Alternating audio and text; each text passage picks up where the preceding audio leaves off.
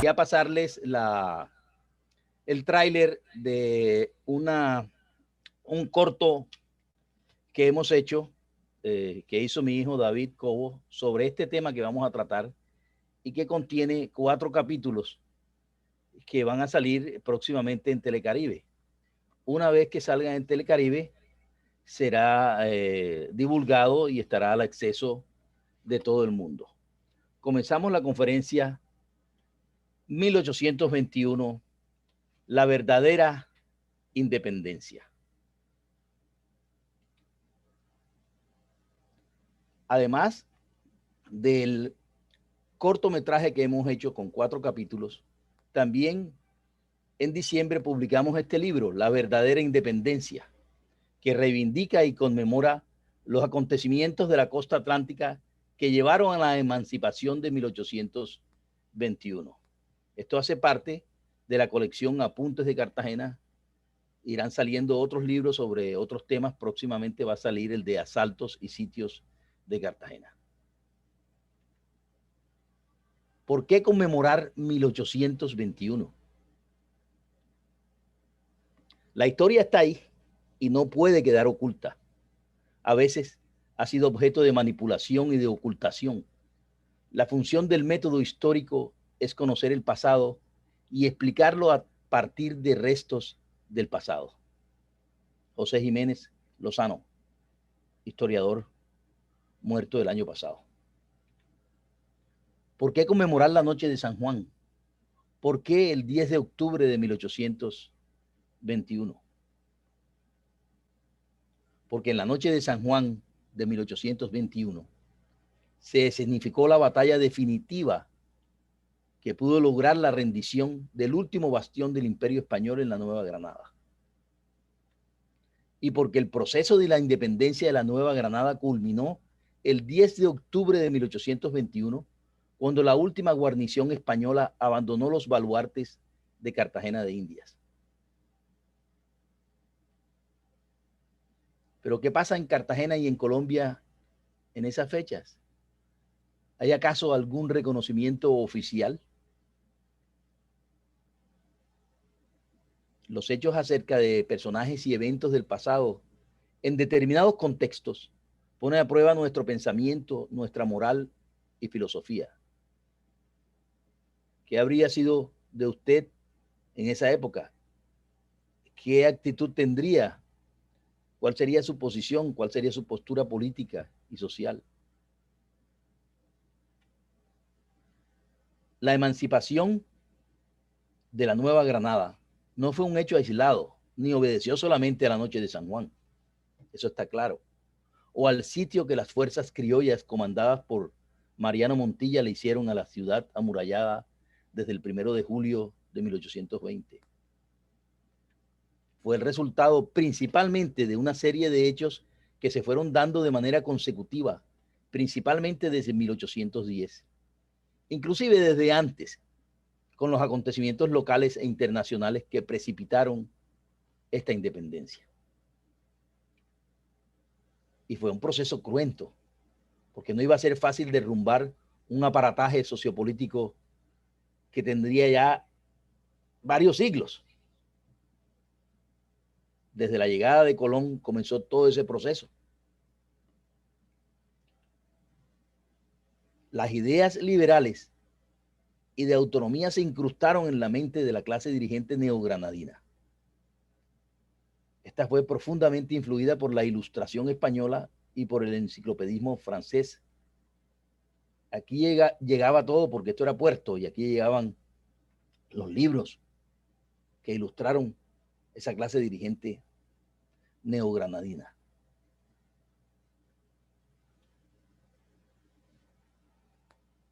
La historia nos permite entender cómo cambian las cosas y cuando se cuenta bien es fascinante y también hace que la vida de uno sea más extensa, más elástica.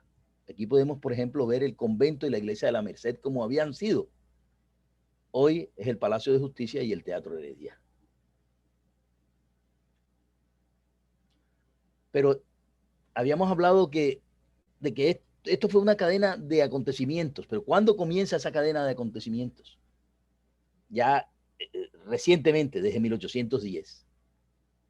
Estos son 11 años realmente, de 1810 a 1821. El número 11, que tiene mucho que ver con Cartagena, el 11 de noviembre de 1811 a las 11 de la mañana.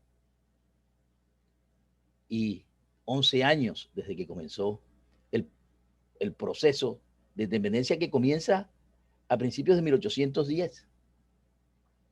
En las reuniones del mes de abril y después del 16 de mayo, el Cabildo venía ya manifestando su desagrado con las políticas del gobierno. Estos fueron los primeros conatos de rebeldía que terminarían en la deposición del gobernador. El 22 de mayo de 1810, el Cabildo estableció la primera junta de gobierno de la Nueva Granada. Se adjudicaron 2 adjuntos al gobernador de la provincia, gobernador Montes. Los 2 adjuntos fueron un cartagenero, Antonio Narváez y la Torre, y un español, Tomás de Andrés Torres. Esto es considerado el comienzo del fin de la colonia en la Nueva Granada. Como el gobernador no aceptó los 2 adjuntos y no le rendía informe, el 14 de junio de 1810 fue destituido y deportado a La Habana. Decían también que era afrancesado. En ese entonces, pues estábamos con la bota de Francia en España y había mucho español afrancesado. Enseguida asume el cargo el teniente de la gobernación, que era el encargado de asumir eso. Era un español, Blas de Soria. Esta fecha es tan importante, este 14 de junio, que mucho después, cuando se publica esa constitución de 1812, la expiden el 14 de junio, que ellos, los protagonistas de entonces, consideraban el Día de la Independencia. La Junta de Gobierno se reunió en el Palacio de Gobierno el lunes 11 de noviembre de 1811 para tratar el tema declaratoria de independencia absoluta. Esto es lo que está relacionado con los hechos que no vamos a entrar aquí a tocar de la independencia, el movimiento de Getsemaní, todo eso. Se redacta el acta de la independencia de Cartagena, que tenía mucha influencia de la de Caracas, una brillante pieza de literatura, filosofía y política. No se sabe quién o quiénes la redactaron. Se habla de Manuel Benito Rebollo, de José María del Real, José Fernández de Madrid, o tal vez un trabajo en grupo, lo más probable. La historia nos proporciona identidad. Por eso las naciones deben siempre propiciar su estudio. Y ese estímulo es proporcional realmente al desarrollo y a la cultura de cada país. Pero esa independencia de 1811, que la tocamos en otro capítulo, porque eso es un tema aparte. ¿Cómo se recibió en el Caribe esa primera independencia o la primera república que llaman algunos? En Cartagena, Santa Marta, Riohacha y Las Sabanas, el proceso se dio de manera diferente. Algunas poblaciones estuvieron a favor, otras se opusieron. Tuvo muchas consecuencias. Inmediata la supresión de la Inquisición, la creación de las Provincias Unidas de la Nueva Granada, que comenzó con conflictos, lo sabemos todos. Se desarrolló caos y anarquía en la ciudad. Hubo luchas intestinas, conflictos por la Convención Constituyente de enero de 1812. No todos estuvieron de acuerdo. Llegadas de los rebeldes de Venezuela, cuando llegó Bolívar, los Carabaños, los hermanos Montilla, el mismo Labatut, la guerra contra Santa Marta, la llamada Revolución de los Curas, la campaña admirable que terminaría con la independencia, los sitios de 1815, Bolívar y Morillo, fusilamientos y represalias, ocupación realista, después la campaña libertadora, que ya fue la de 1815. terminó en 1820, 1821, con la Operación Caribe y después la independencia definitiva. Los inquisidores que estaban en Cartagena, Juan José de Oderis y Francisco López de Castro, entregaron a regañadientes lo requerido, pero se llevaron consigo el archivo del tribunal, rumbo a Santa Marta, que era realista, donde permanecieron hasta regresar con las fuerzas de Morillo. ¿Qué pasó en la ciudad? Después de proclamada la independencia absoluta de Cartagena de Indias, sobrevinieron épocas de desafíos, turbulencias, de caos y anarquía. No había control.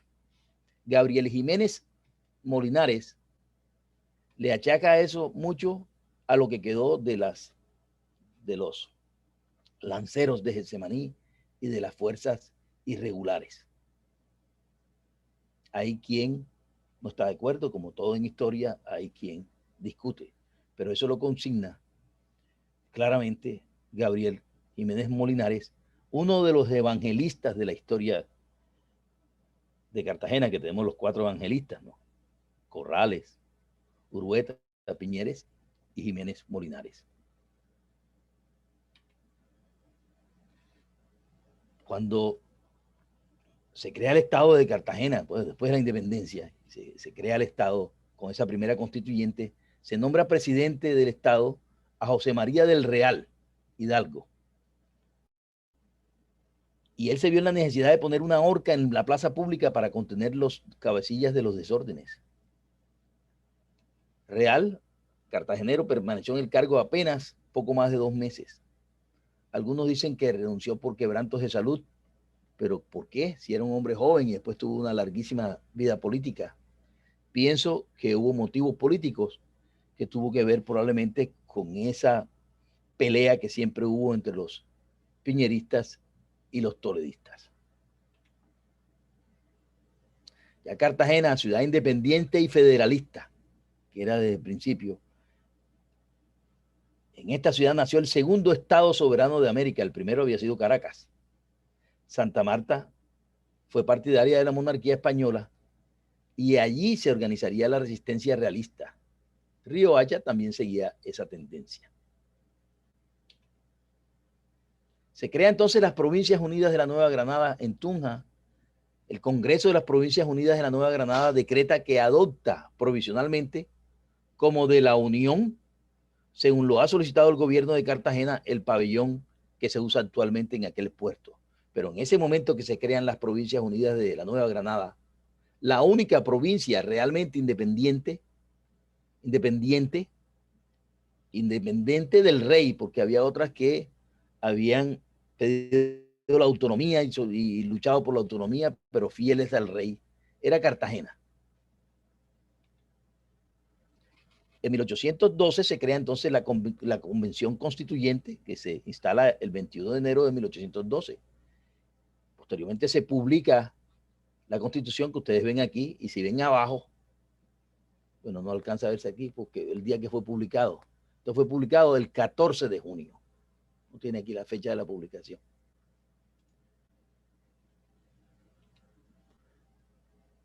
Se afirma que será gobernada bajo la forma de una república representativa, pero eso, como vamos a ver, no se cumplió.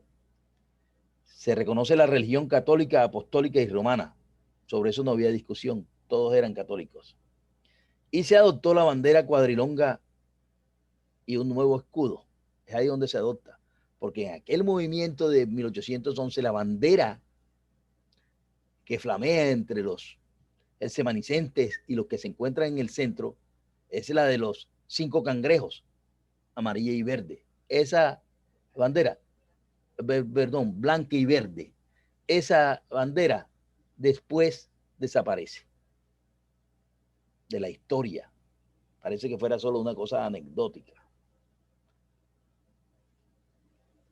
Entonces, después de Real, quien asume la presidencia es Rodríguez Torices, que era un hombre joven de apenas 24 años, y fue nombrado presidente dictador por 3 años. Por eso le decía que la república no se podía, tenía que ser dictador en ese momento para poder tomar decisiones absolutas que se requerían.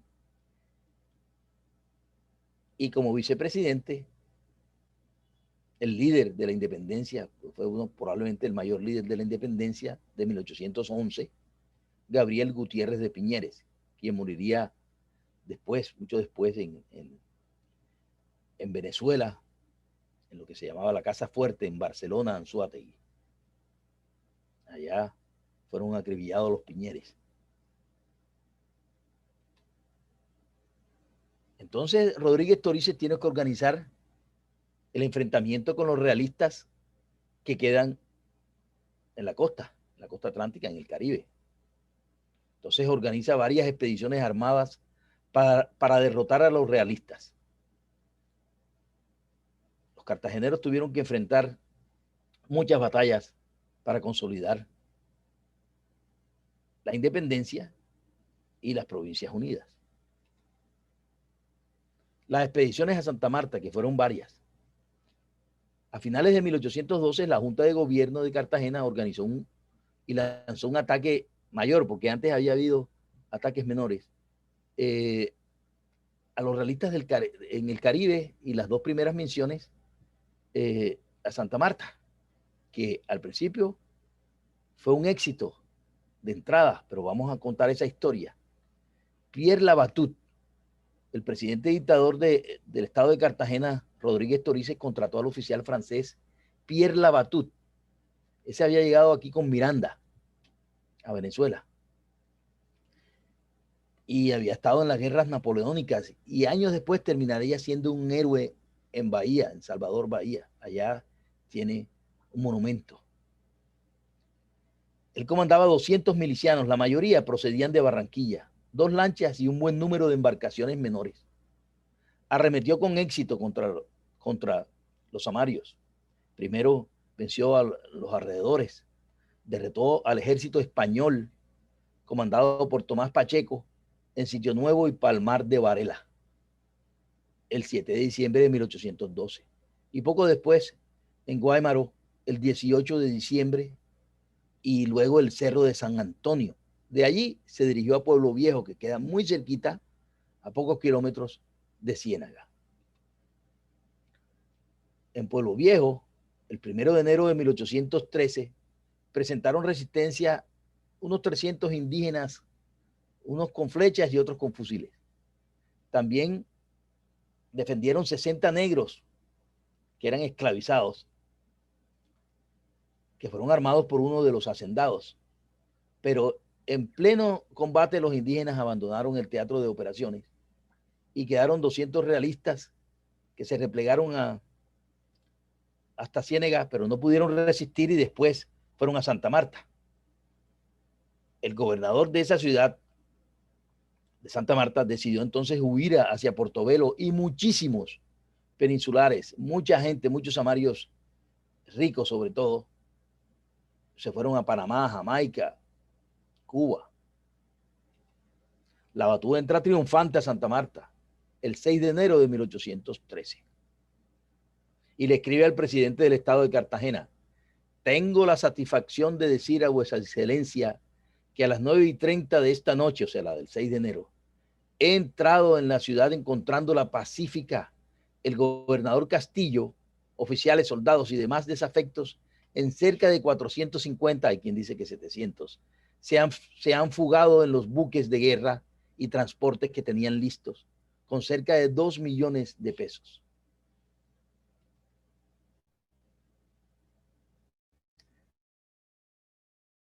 Pero ese dominio fue por breve tiempo, porque tras 3 meses los españoles la recuperaron.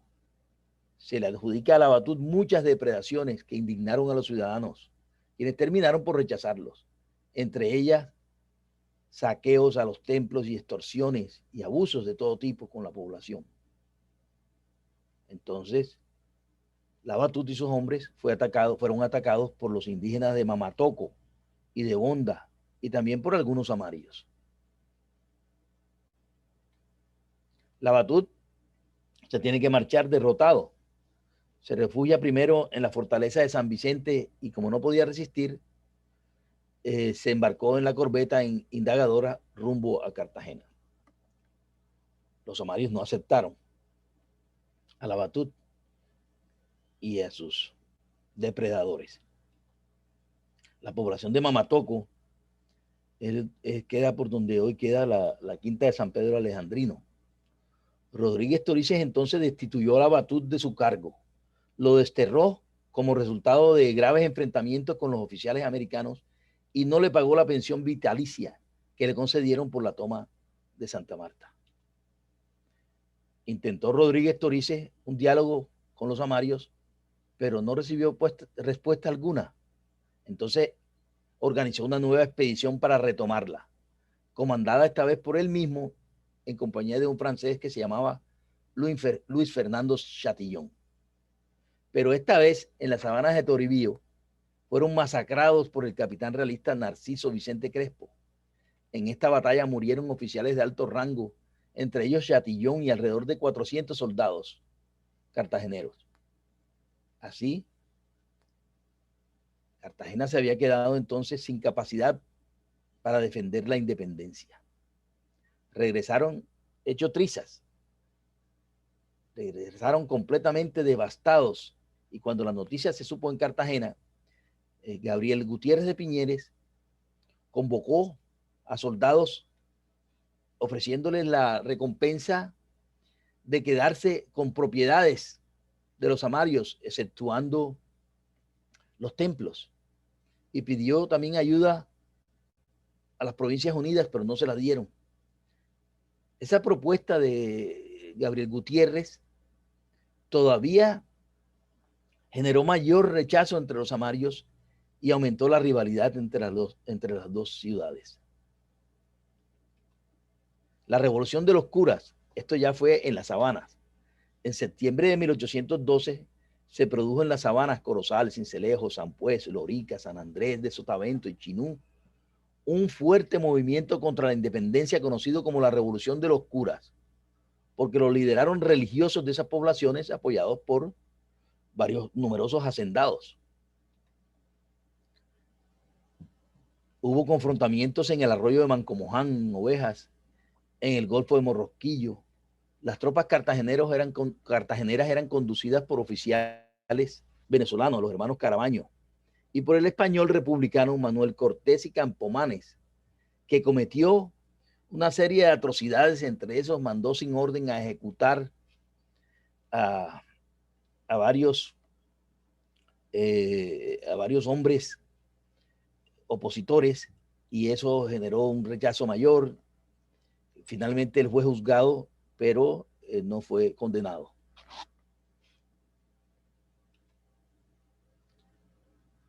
La campaña Admirable.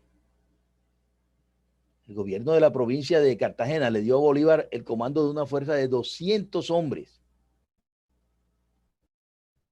la mayoría pardos, para que él apoyara a la Batut en la guerra contra Santa Marta. Pero Bolívar era Bolívar, y lo que quería era liberar a Caracas. Entonces, de Cartagena, por eso parte la campaña Admirable, que termina liberando Caracas y que le da el título de libertador.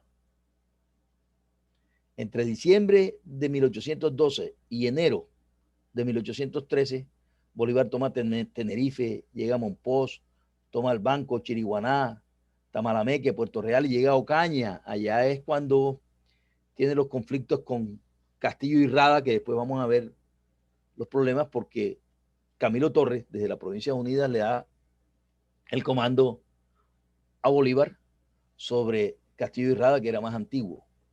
Y respetaron mucho las victorias que había tenido Bolívar, a pesar de que nunca cruzó el río y nunca obedeció las órdenes de apoyar a la Batut. En Cartagena, entre tanto, las luchas intestinas entre toledistas y piñeristas se hacían más intensas, y se hicieron más intensas después de la independencia, y tuvieron unas repercusiones que veremos más adelante, durante el sitio de Morillo inclusive.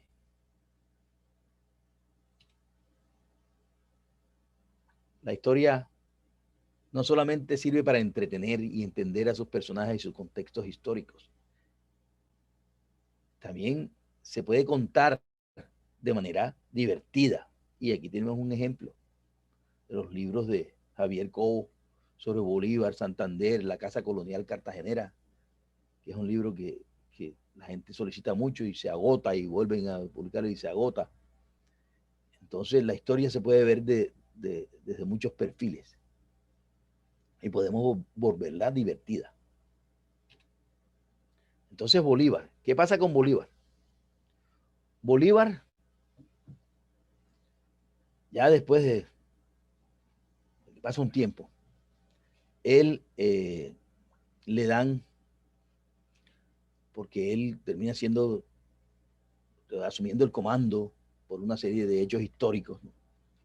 Sobre todo la conquista de Cundinamarca y eso, entonces le dan para que él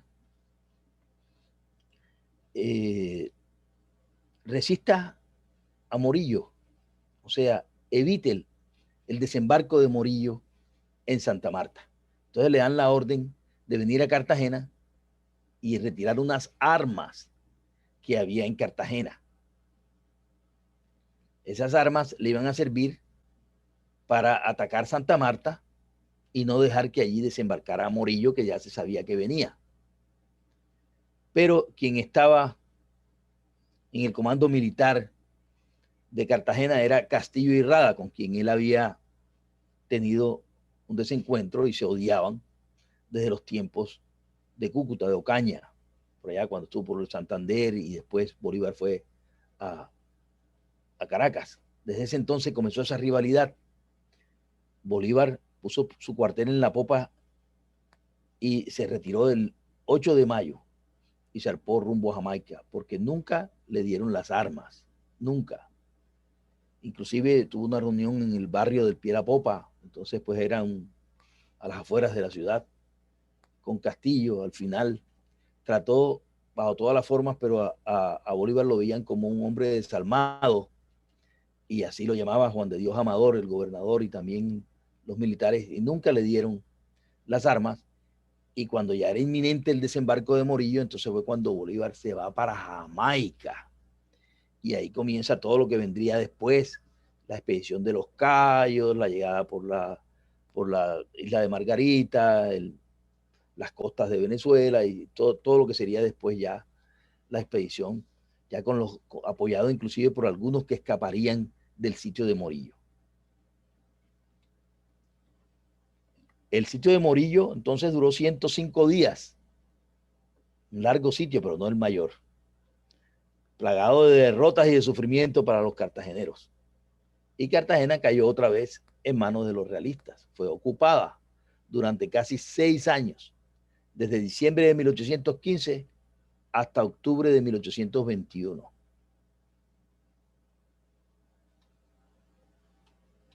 En la entrada a Cartagena hay unas descripciones horribles, entre esas las del capitán realista Rafael Sevilla, quien refiere que los cartageneros cuando ya entran en la ciudad, ya emigran los cartageneros, toda esa historia de 5 de diciembre, cuando se van en las goletas.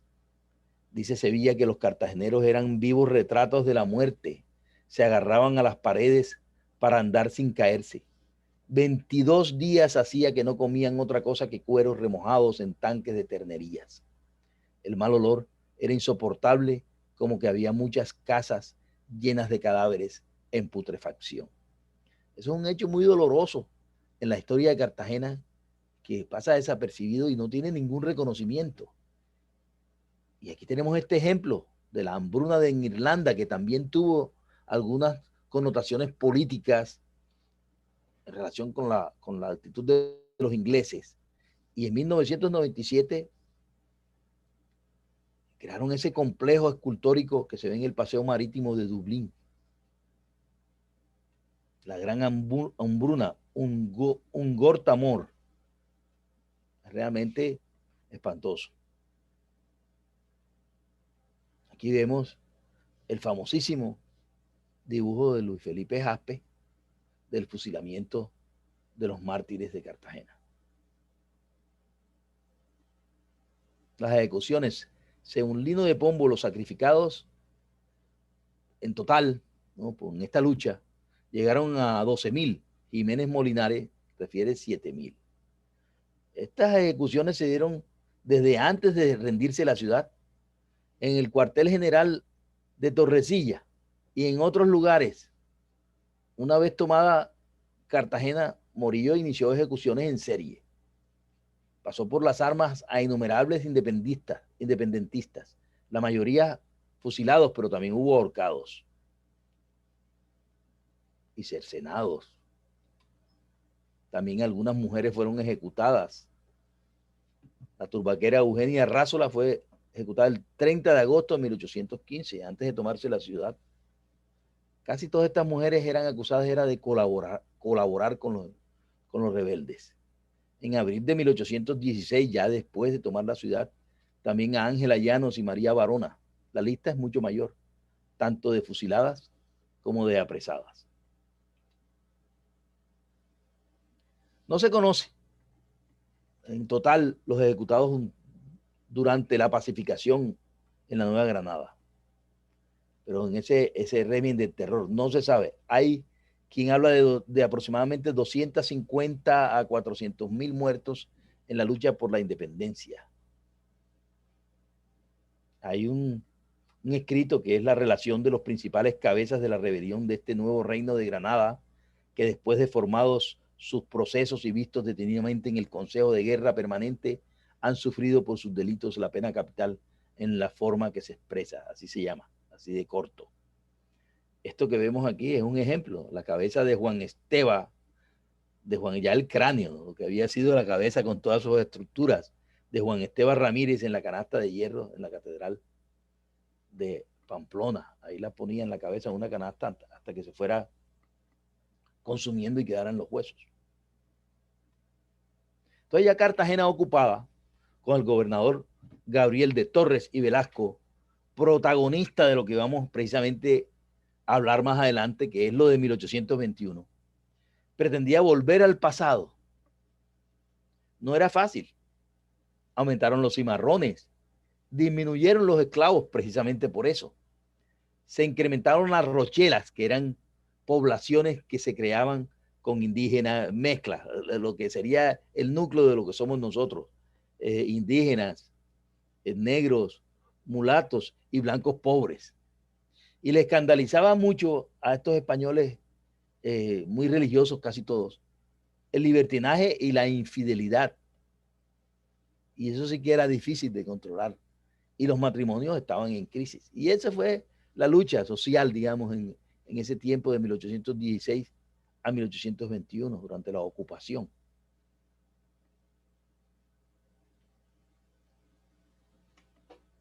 Entonces damos un salto y vemos ya a Bolívar en la expedición de los Cayos, los logros militares en Venezuela, y finalmente ya después entonces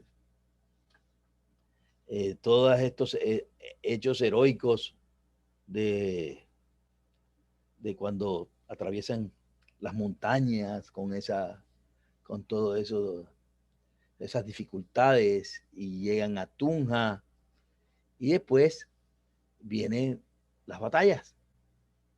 Entonces, cuando llega la batalla de Boyacá, la importante victoria del 7 de agosto de 1819, lo que la batalla de Boyacá permite es el dominio de las provincias de Santa Fe, Tunja, Socorro y Casanare. Eso es lo que se domina en ese momento, eso es lo que se conquista en ese momento, el dominio de las provincias esas, Santa Fe, Tunja, Socorro y Casanare. Después de la batalla de Boyacá, el virrey Sámano se refugia en Cartagena con su guardia personal y altos funcionarios de la corona. No se va para otra parte, se va para Cartagena, que era el nicho fortificado, era desde donde se podía revivir la fuerza realista. ¿Y qué faltaba entonces después de la batalla de Boyacá? ¿Qué faltaba? Faltaba mucho para lograr realmente la independencia de la Nueva Granada. Faltaba Antioquia, que era enorme, Cauca, que comprendía Popayán, Cali y Pasto, Cúcuta y la costa atlántica, con la Reina de los Mares, que era la única plaza fortificada, Santa Marta, Riohacha y Panamá. O sea, faltaba mucho. Todavía no podemos hablar de independencia, sino de un proceso, de unos logros, de unas conquistas. Días antes de lo de Boyacá, había acontecido la batalla del Pantano de Vargas, la más sangrienta en suelo colombiano durante la campaña libertadora.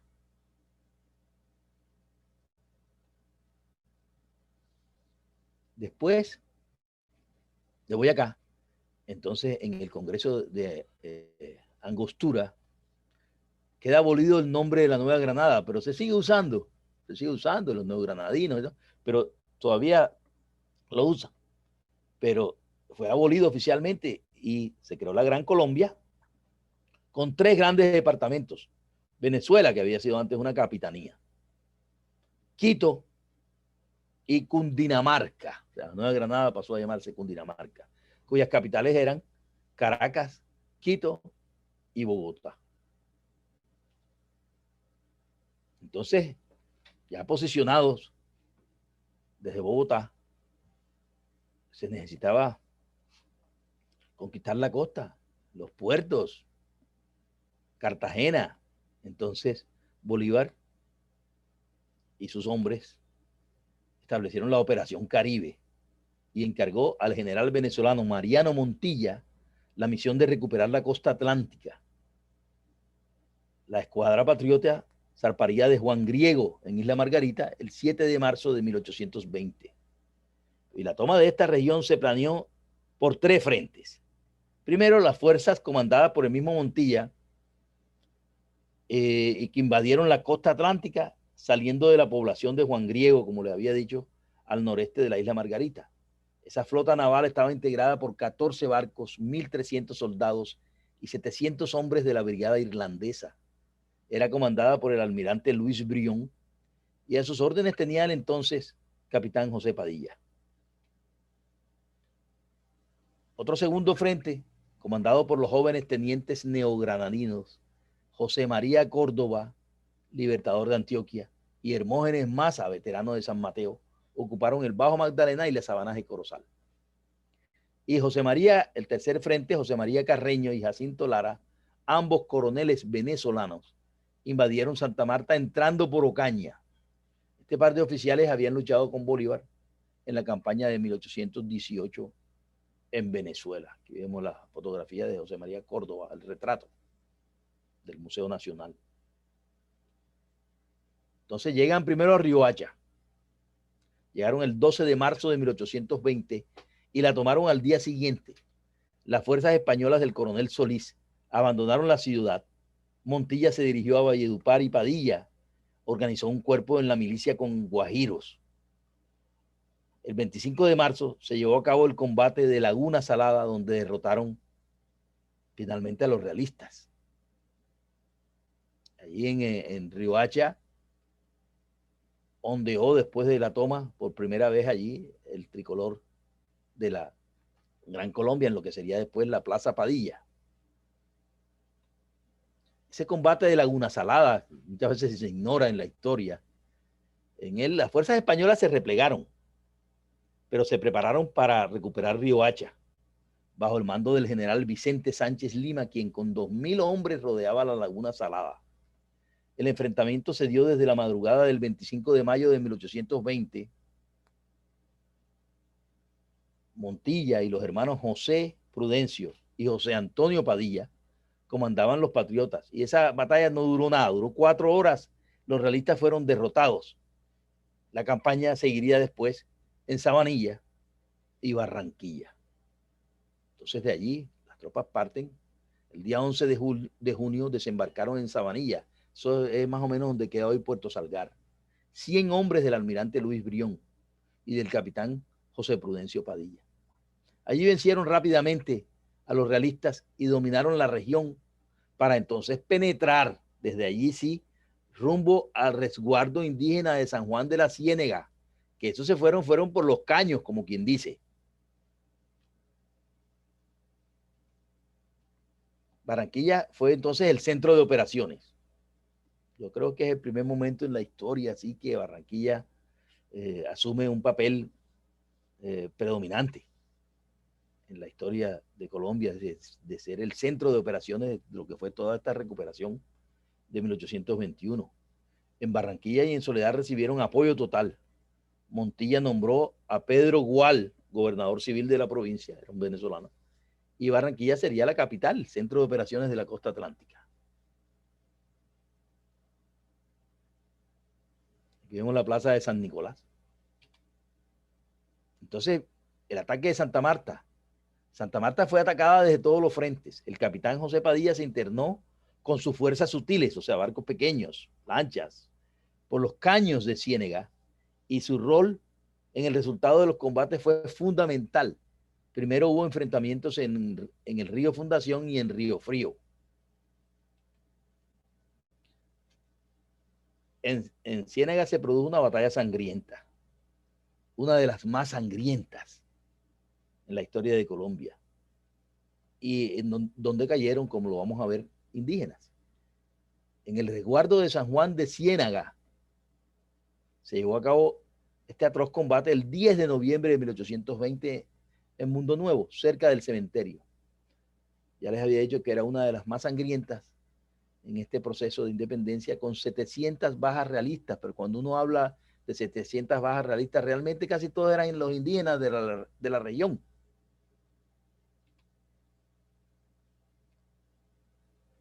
En San Juan Bautista de Ciénega entró la avanzada dirigida por el general Montilla con los batallones Rifle y Girardot de Antioquia. Ahí no estuvo José María Córdoba, pero era él quien había entrenado los batallones.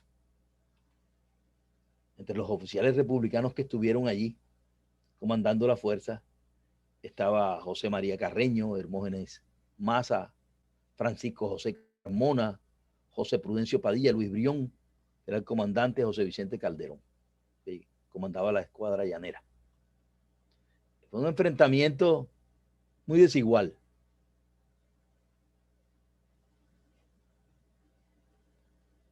En la batalla que se efectuó por tierra, mar y por los lagos, por esos caños y lagunas, no duró más de 60 minutos. Los indígenas del resguardo fueron carne de cañón. Todos murieron, además muchas mujeres. Eran tantos que hubo que amontonar los cadáveres en el mismo escenario y quemarlos con sus mismas empalizadas. Los realistas les enviaban barriles de aguardiente desde antes del combate para envalentonarlos. Entonces rinde Santa Marta. El gobernador de Santa Marta se escabulló rumbo a Portobelo. Los independentistas entraron triunfantes a la plaza el 11 de noviembre, un 11 de noviembre también, miren qué curioso, de 1820. El último bastión era Cartagena y era a donde miraban ahora. Al Imperio Español le quedaba la ciudad amurallada, pero la ciudad amurallada, desde allí, ciudad amurallada y el puerto. Y el puerto, allí podía llegar todo, inclusive a Rafael Riego, que no lo aceptó porque era republicano español, lo habían designado para que viniera con fuerzas a reforzar acá al Caribe. Al Imperio Español le quedaba la ciudad amurallada. Había sido la primera en independizarse y sería la última en ser liberada del yugo colonial. Mientras ella estuviera en poder realista, podría reorganizarse el imperio, y eso lo sabían muy bien Bolívar y los oficiales criollos. En Cartagena quedaba al mando Gabriel Torres y Velasco. Él era quien comandaba, a pesar de que aquí estuvo, ahí llegó el virrey, pero el virrey inclusive cayó en desgracia con Gabriel Torres y Velasco. Fue el último gobernante del Estado español en la Nueva Granada, nombrado en el cargo desde la ocupación de Cartagena después del sitio de 1815. Aquí vemos el Palacio de la Proclamación, cuando todavía no había sido, este no era el mismo palacio de la colonia, pero tampoco ya después fue modificado en los años 40, 1940. Vemos los otros arcos, a la derecha queda lo que fue la casa de Heredia. Los hombres de Montilla entonces salen de Barranquilla y saliendo de Barranquilla, camino de Sabana Larga, como dice la canción, no vieron a nadie, sino que derrotó una fuerza de 400 soldados españoles. Arribó después a Turbaco el 1 de julio de 1820 y allí organizó el cuartel divisionario, que Turbaco era ideal, así lo había hecho también Bolívar. Te da la visión, la perspectiva global de la ciudad y además mejor clima. Ese día comenzó el más largo asedio. O sea, que el sitio que más duró en Cartagena lo establecieron los mismos criollos, a la reina de los mares, que duraría más de un año. O sea, desde ese 1 de julio hasta el 10 de octubre del año siguiente. En ese sitio, cuando comenzaba el sitio, a los pocos meses el gobernador Torres y Velasco ordenó atacar Bellavista, Mamonal, donde estaría muchos años después el hospital de la Andian. La noche del 1 de septiembre de 1820, él pensaba que Bolívar andaba por ahí. Desembarcaron 420 infantes en Cospique, quienes enfrentaron a 1000 patriotas dirigidos por el coronel Ramón Ayala, y los realistas fueron derrotados, sufriendo numerosas bajas y heridos. Por otra parte, las fuerzas sutiles, comandadas por el capitán Padilla, proseguía su avance. Permanecieron unos días en Barranquilla para reparar las naves. El 4 de diciembre remontaron el río Magdalena. Recordemos que eran fuerzas sutiles. Se metían por el canal del Dique, llegaron a Cartagena por el canal del Dique y alcanzaron la bahía a mediados del mes, mediados de diciembre. Pero cuando llegan, se van a encontrar Padilla, pues, y sus hombres, con que había un armisticio. Unos días antes, el 25 de noviembre de 1820, Pablo Morillo y Simón Bolívar firmaron en Santa Ana de Trujillo, Venezuela, el Tratado de Armisticio y Regularización de la Guerra entre la Gran Colombia y el Reino de España. Este duraría hasta el 28 de abril de 1821. A partir de entonces, se haría la guerra como pueblos civilizados. La verdad es que la guerra no puede ser civilizada nunca. Es una muestra de falta de civilización y falta de inteligencia mayor. Aquí está la escultura de los complejos, ¿no?, que hay aquí en Trujillo, donde se abrazan. Bolívar se presenta más políticamente como un hombre más campesino, menos vestido, y Morillo se presenta con todas sus charreteras. Dicen que se dan un abrazo. Entonces, cuando llega el impetuoso Padilla, que eso era, y él llegaba directo a combatir, tuvo que esperar, y debido al armisticio, al capitán Padilla recibió órdenes de tomar el río Chinú y esperar en Chimá. Allá inclusive tuvo unos encuentros también, unas reyertas. Al cumplirse el plazo del cese de hostilidades, regresó con toda su flota a la bahía de Cartagena el 4 de mayo de 1821. Él venía embarcado en el Colombiano, se llamaba su barco. Entonces, Padilla llega y al día siguiente, el 5 de mayo, se acerca a la escuadra realista, pero esta rehuye el combate y se adosan, se ponen muy cerca de lo que es las fortificaciones de todo el Semaní, que iban desde lo que hoy es el Arsenal, esa parte del Arsenal, y cogía todo hasta la Media Luna, del baluarte de Chamba, allá, Puerto Duro, esa zona, toda esa zona. Por ahí los barcos se adosaron. El Guajiro, por su parte, estableció su cuartel general en Cospique, pero desde el principio comenzó a atacar a las naves que se abrían un poco. Todas esas naves estaban entonces fondeadas, era ahí la mayoría frente al arsenal. El plan de Padilla era aislar la ciudad, cortarle los suministros y apoderarse de los fuertes de Boca Chica que todavía estaban en manos de los españoles. Atacó varias veces, pero las naves realistas se acoderaban a los baluartes, como les expliqué ahora. Y él montó 3 baterías, 2 en Tierra Bomba y una en la isla de Cocosolo. Este es el monumento a Padilla en Río Hacha. Y en tierra, ¿qué pasaba? En tierra todo iba lento y con mucha prudencia. Las cosas casi no cambiaban desde hacía un año. Montilla era un militar refinado, manipulador, frío. Padilla era impetuoso, inquieto y arrojado. Combinaron un ataque sorpresa para apoderarse de la escuadrilla naval realista. Entonces, es la noche de San Juan. En esa noche de San Juan se celebró el enfrentamiento definitivo para reconquistar Cartagena y después de eso sellar la independencia de la Nueva Granada. Se haría ese día y por tierra habría un apoyo. ¿Quién daría el apoyo? Federico Adlercreutz, joven teniente entonces. Las fuerzas de tierra simularon un ataque al fuerte San Felipe y sus alrededores, comandada por el noble sueco, que tiene una vida muy interesante, y eso es un punto aparte, como vino a parar acá, Federico Adlercreutz. Uno de sus oficiales lanzaría un volador para distraer, llamaban ellos, a las fuerzas y pensar que iban a atacar por tierras, ahí al pie de la popa, cerca de la media luna. El estallido haría confundir, pero ese estallido ese volador fue lanzado antes de tiempo. Los realistas respondieron.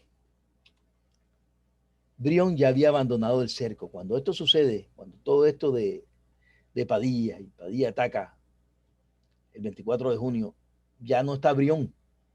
Brión había tenido que completar el cerco marítimo, pero Brión abandonó sus operaciones militares en mayo por falta de suministros, dijo, pero sobre todo por enfrentamientos con Montilla, enfrentamientos serios. Y poco después murió.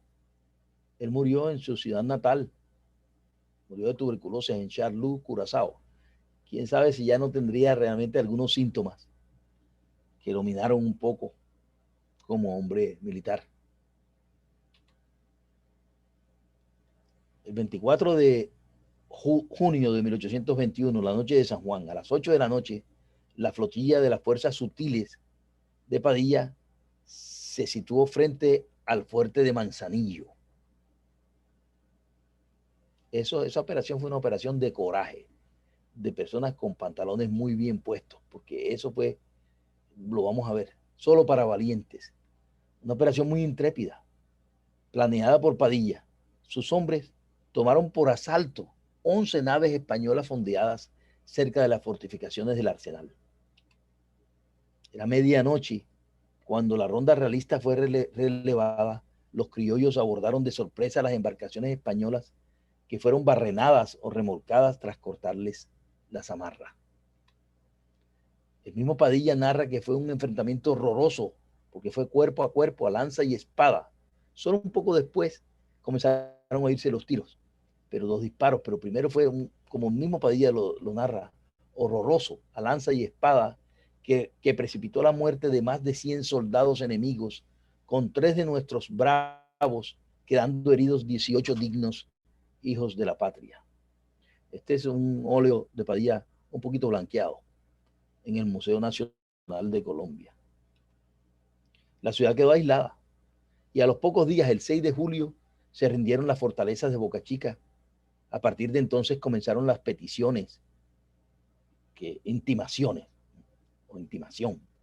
de capitulación al gobernador español, brigadier Gabriel Torres. Al día siguiente ya le escribió Padilla, que firma como Joseph Padilla, la primera intimación.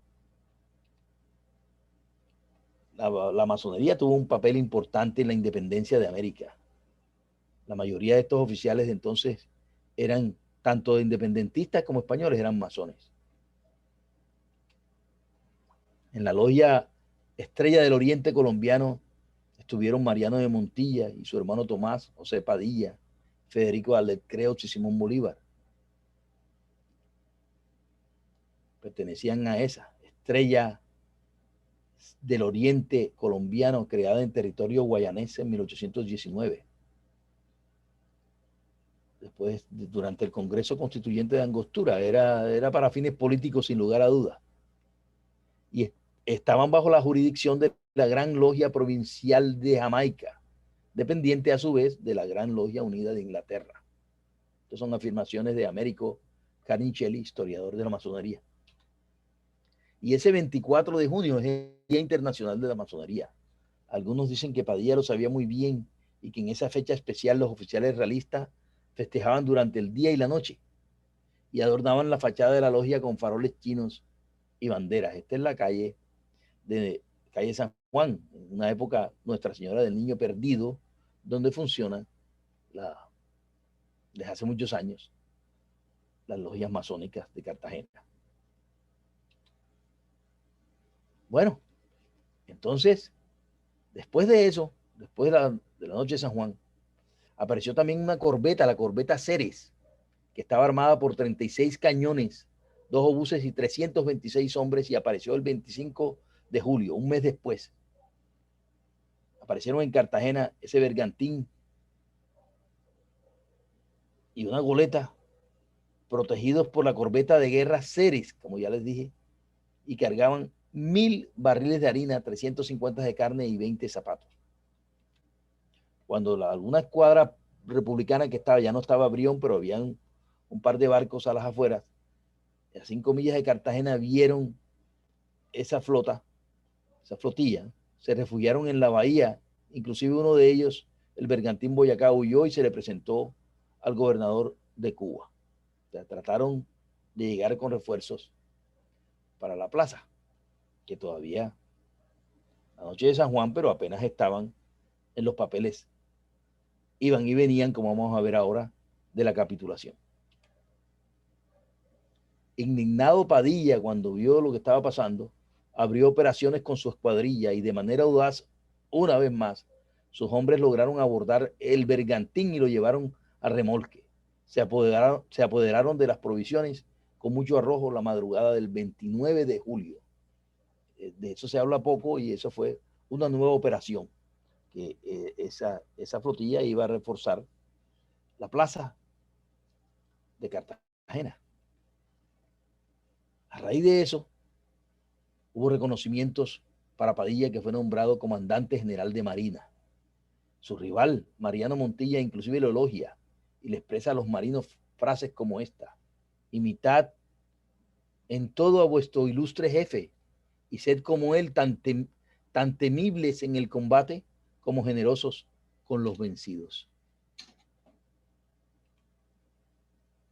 En un acto desesperado, en una petición absurda, el gobernador Gabriel de Torres y Velasco le propuso a Bolívar una conciliación y regresar a la condición de colonia ibérica. La respuesta del Libertador fue el 28 de agosto de 1821. Es el colmo de la demencia y aún más de lo ridículo proponerle a la República de Colombia su sumisión a la nación española. ¿Cree Usía que la caduca y corrompida España pueda aún regir a este mundo moderno? Prefieren los colombianos descender a los abismos eternos a ser españoles. También le había hecho esa petición a Montilla. Aquí vemos una foto de Gabriel de Torres, no hay muchas, a la izquierda, y del finísimo Montilla a derecha. El gobernador de Torres y Velasco le había solicitado previamente lo mismo a Mariano Montilla, quien le respondió: no entraré, no oiré ninguna negociación mientras Usía no me entregue esa plaza en que se encuentra encerrado. El proceso de la capitulación, todo lo recogió, lo recapituló, a propósito, el mismo Gabriel de Torres y Velasco en estos documentos. Esta es la primera página, dirigida a los habitantes de Cartagena. Todas las cartas que van y vienen. La primera, esta que vemos a izquierda, aquí, esta columna, porque tiene como un titulito de qué se trata. Es la primera intimación de Padilla. Alcanzamos a ver qué dice Joseph Padilla. La primera intimación de Padilla. Son 16 páginas y va narrando todas las cartas que van y vienen del cuartel divisionario en Turbaco y las respuestas de él. La primera es la intimación del capitán José Padilla dirigida al gobernador el 7 de julio, un día después de tomarse Boca Chica. Y Torres le replicó: se rendiría a la plaza cuando los últimos de sus hombres, soldados y fieles habitantes exhalasen su último suspiro. Después hay una segunda intimación hecha por el coronel Luis Francisco de Rieux, francés, jefe del Estado Mayor para la capitulación de la plaza, 31 de julio de 1821. En su respuesta, el 1 de agosto, el gobernador termina expresando que vuestra señoría puede arreglar como guste sus operaciones ofensivas o de ataque, seguro de que yo no me he descuidado ni descuidaré en preparar las de defensa. Cartas iban, cartas venían. Inclusive hay una queja en una de esas cartas del comandante realista del fuerte San Felipe de Baraja, donde denuncia el 24 de agosto los ultrajes que las tropas colombianas que estaban acantonadas en Ternera y Alcibia cometían con las mujeres bonitas que dejaban la plaza. Y hay declaraciones de las mismas mujeres en ese escrito. Dice que fueron forzadas, fornicadas y robadas. No es necesario ejercer acciones bárbaras y cobardes con la humanidad afligida del débil sexo. También las hay asesinadas. Entonces, del lado de allá y del lado de acá. El 29 de agosto de 1821, el gobernador Torres le propone al coronel Luis F. de Rieux, comandante de la línea de Turbaco, una tregua en septiembre para entrar en negociaciones. Este le responde el 31 de agosto que no creía compatible que se propone con el estado actual de esa plaza y órdenes terminantes que tengo. El 17 de septiembre, el general Montilla intima al gobernador para que entregue la plaza. Es la cuarta vez ya que le están diciendo que entregue la plaza. Y le ofrece una capitulación honrosa. Ellos sabían que tenía que ser honrosa, porque si no, no se iba y podían llegar nuevas fuerzas. Torres se niega a entregarla en el mes de septiembre y le solicita una tregua y Montilla la concede. Se nombran representantes y se procede a establecer entonces las condiciones de la capitulación, que terminan poniéndola los mismos españoles con una cantidad de exigencias. La capitulación de 1821, en ella el gobernador Gabriel de Torres y Velasco firmó la capitulación el 30 de septiembre de 1821 en Cartagena. Esa capitulación no se firmó en Turbaco, como dicen algunos. Se firmó en Cartagena y en el documento está. Y en una parte del documento expresa: y como yo lo pido al cielo muy de veras al separarme de vosotros, o sea, los cartageneros, llevando grabada en mi corazón la eterna gratitud que supisteis imprimirme por vuestra constancia y ejemplar moderación en medio de una contienda tan encarnizada. Esta es el último párrafo de ese documento de 16 páginas, donde se ve septiembre 30, aquí lo ven abajo, de 1821, firma Gabriel Torres, Cartagena, en la imprenta del gobierno constitucional por Calvo en 1821. O sea, el cuartel divisionario estaba en Turbaco y gente venía de allá, iban de aquí para allá y todo, pero quien iba a capitular era el gobernador. ¿Y el gobernador dónde estaba? En Cartagena. Y además sale aquí. Cartagena, septiembre 30 de 1821.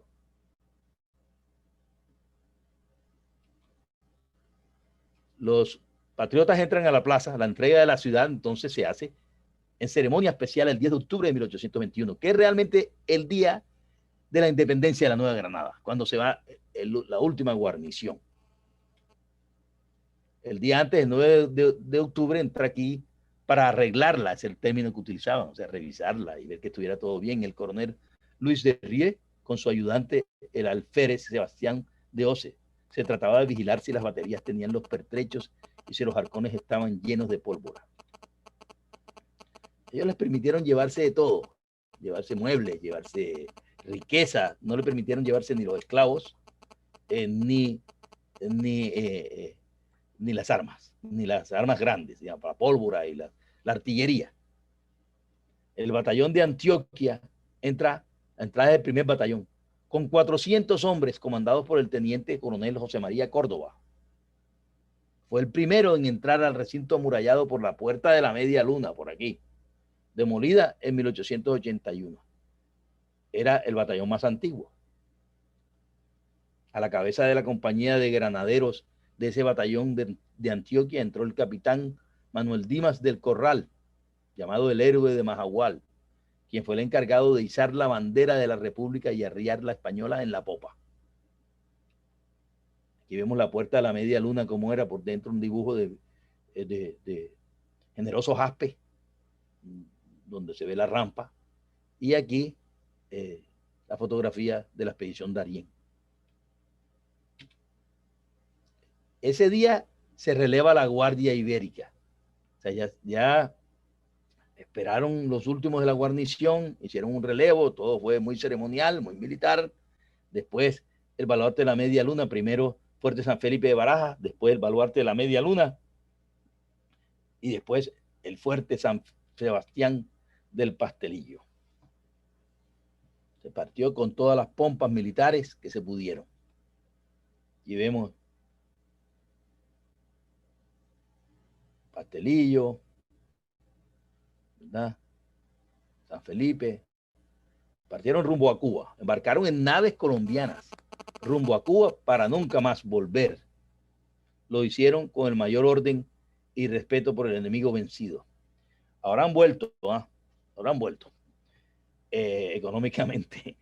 Los buques que el gobierno, aquí ven una de las páginas, inclusive esta es la última página, la página 16, y ven cómo el gobierno español, el gobierno de entonces español lo dice, los buques que el gobierno de Colombia facilite para el transporte de las tropas y empleados que componen la guarnición de Cartagena, o sea, la guarnición española, deberán fondearse frente a Santo Domingo. Ellos están poniendo las condiciones.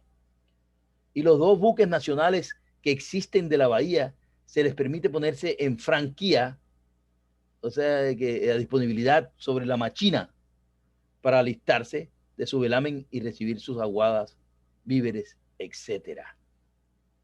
O sea, ellos están poniendo las condiciones, nos vamos, pero nos vamos con todo. Y los criollos, Montilla y Bolívar y los que daban las órdenes, pues lo aceptaron todo porque lo que querían es que se fueran rápido y tomar entonces la ciudad.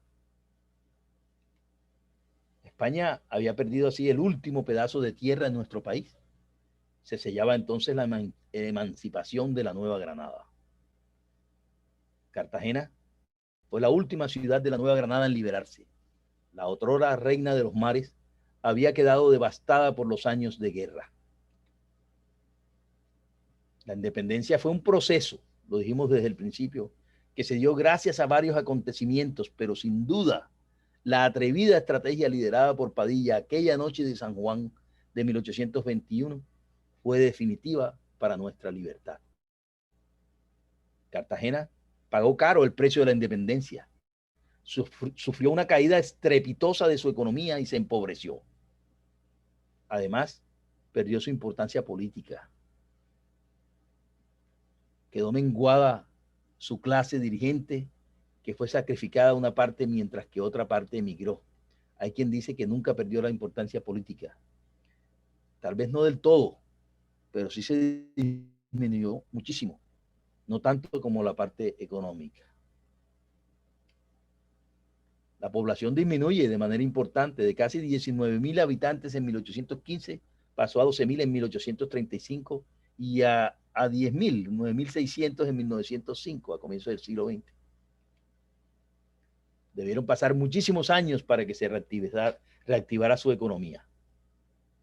Ha tenido Cartagena que enfrentar la indolencia del Estado hasta hoy, el ataque de potencias extranjeras y el asalto repetitivo de los piratas contemporáneos, que no dejan de existir y no dejan de asaltar la ciudad. Algunos criollos. Pero la reina de los mares Está llamada a superar dificultades para cumplir su papel en la historia de Colombia y de América. Aquí hay alguna bibliografía para quien lo quiera cuando revisen la conferencia. Muchas gracias. Espero que les haya gustado la conferencia y que haya contribuido un poco en ilustrar al respecto. Muchas gracias.